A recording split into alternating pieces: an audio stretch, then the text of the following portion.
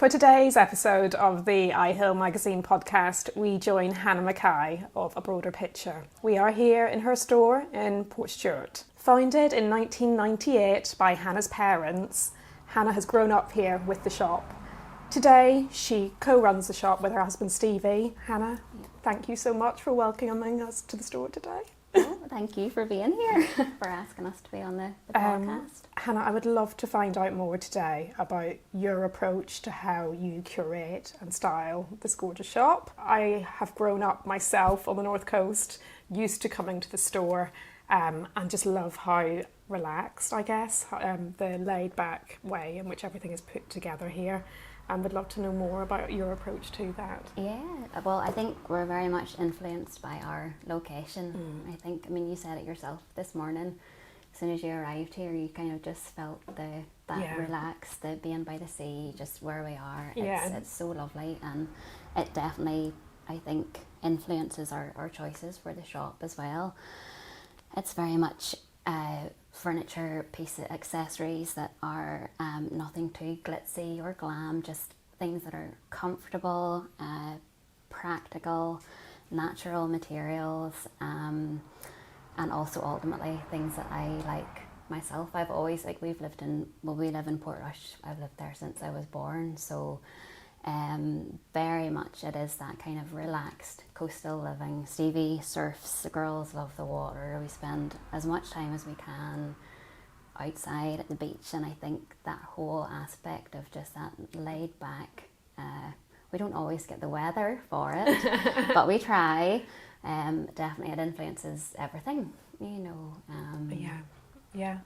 And can you tell us a little bit just about the store's story, your parents founding it back in 1998, and I guess the journey that it must have taken all of your family on? Yeah, it has changed so much since it started. So originally, my mum and dad opened a picture framing shop. I'm not sure how that came up, where that came from, and it was in a workshop in the back garden, and it must have sort of got a bit of traction, and they moved into a little shop just around the corner, sort of up a side street off the Promenade in Portstewart, and they were there for a couple of years, and they started to introduce craft pieces, accessories, quite a lot of maybe ceramics, candles, cards, that kind of thing, and they were in that shop for a year or two. Then they moved into a slightly bigger shop on the Promenade on the front. And then a year after that, they made the decision to move in here. And Dad said when they sort of, told people that they were coming into this shop, because it's about maybe 5 or 6 times the size of the one they were in before, everyone thought they were mad. They can't believe you. I think this was actually, it was a supermarket at one point. Wow, okay. And then a big kind of a chemist store. But they did it, and they said when they moved in there was literally nothing up the back whatsoever. And I guess for anyone watching today, we're right here in the very middle of Portstewart Promenade as we look out the windows behind us here. I'm just looking straight out to sea, to the Donegal coastline behind. The location it's second to none. Sometimes we just can't believe that this is where we come to work. I'm sure there are times when we do take it for granted, but you're always trying to remind yourself that when you think about, the view you could have from work. Yeah. That's Mum's favourite phrase. Well, we'll never get tired of looking out that window. And it is so beautiful, sunny, stormy, whatever. It's so lovely. Yeah. And so when did you and Stevie take the reins on? And I guess how must that have felt at that point for you? I was trying to kind of think about that just, earlier, and there was no real definitive this is you now. It's been quite a gradual process. I mean, Mum she would still work in the shop 2 or 3 days a week. Yeah. And it's amazing.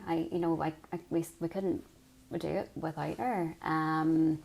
But it's that thing, I think, for her that she doesn't need to be here now is, she loves that kind of flexibility and freedom. But I don't know when there was never a sort of a cut, between it. Just was quite a gradual process, yeah. And how do you feel that the interiors market here in Northern Ireland, up here on the North Coast, how has it changed over the past few years?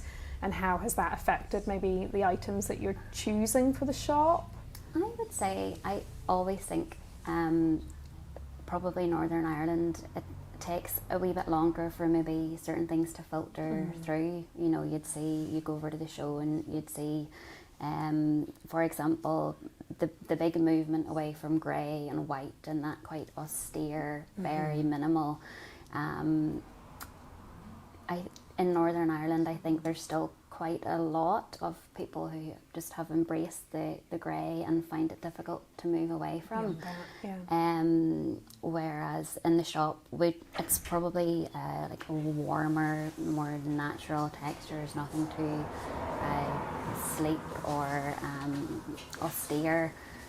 And you see that it's trying to, I suppose, bring that in a way that it's still going feels to be relevant maybe to people's yeah, lives here, and that they're going to want to pick things up and use them. And absolutely, it's something that strikes me every time I come in here. I think your selections of not just ceramics but textiles and pattern, it feels quite like, as I said, you do want to pick it up, you do want to touch it, and kind of live with it. I think that probably just comes from the fact that and you hear it so many times, especially in independent shops. Oh, we only buy, what we would have in our own home, but it's so true.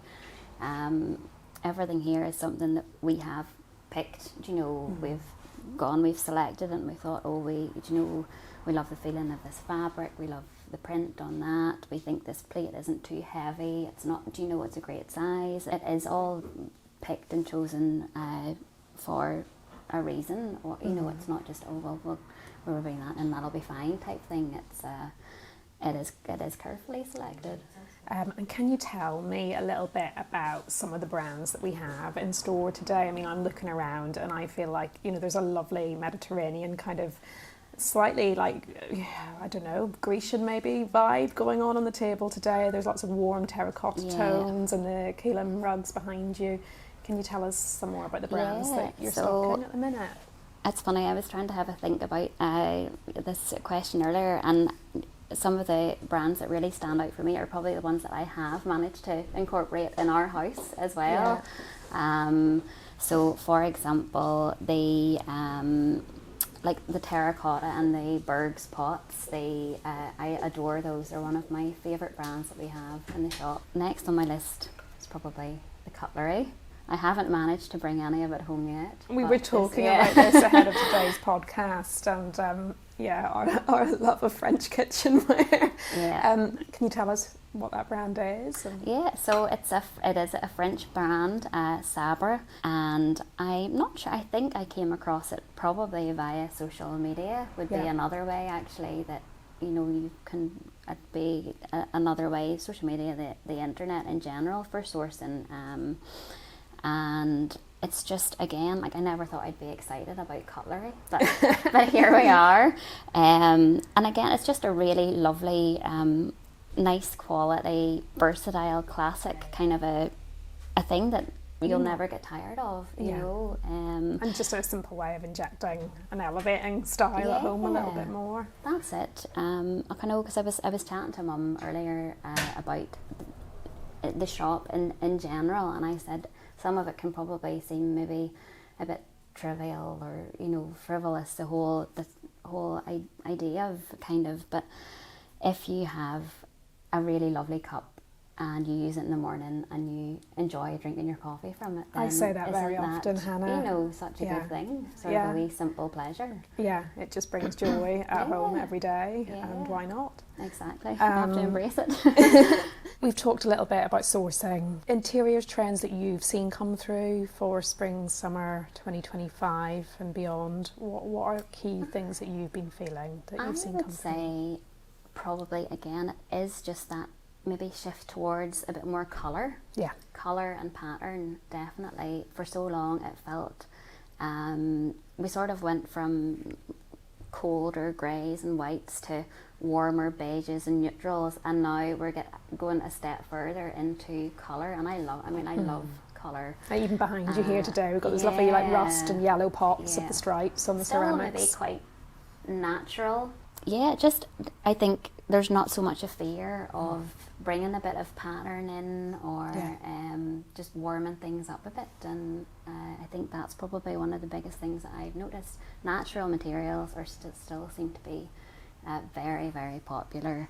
The rattan, these lovely raffia placemats, and again, just adding something like that can really make change a big table. difference. Yeah. I was about to ask you that, Hannah. I mean, we're seated today around this lovely table, kind of laid out with all of these like Mediterranean ceramics. What are your top tips for anyone dressing a table for, say, alfresco dining? Evening drinks, kind of garden drinks this year. I would say probably a good place to start is with your nice floral display. Yeah. It's hard to beat fresh, whether you're inside or outside. It gives a lovely focal point.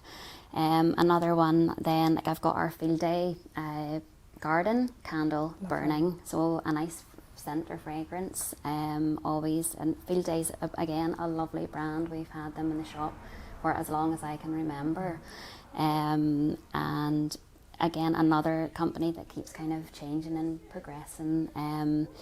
Another one would be, the cutlery. We've talked about that. Just having a nice cutlery set can make a big difference.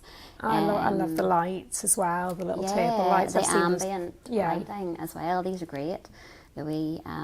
Again, great for indoor or outdoor. So easy to move around, and just having that nice sort of soft light makes a big difference as well.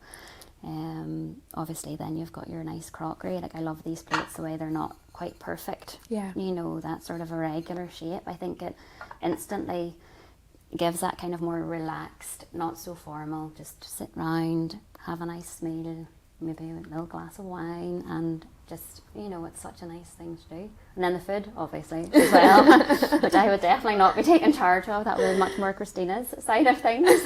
But and finally then, Hannah, what is next for A Broader Picture? Oh gosh, well, at the minute we're actually, it is an exciting time. We're working on a showroom for our bigger furniture pieces. Yeah. We always find in the shop that we would like a bit more space, and particularly to show off our furniture. Maybe I always think if there's maybe a bit more space around it, you notice it more. So that's what that's in the pipeline. Bit of a slow process. There's always hurdles, unexpected hurdles, but that's kind of the opening in Coleraine. Am I right? Yeah.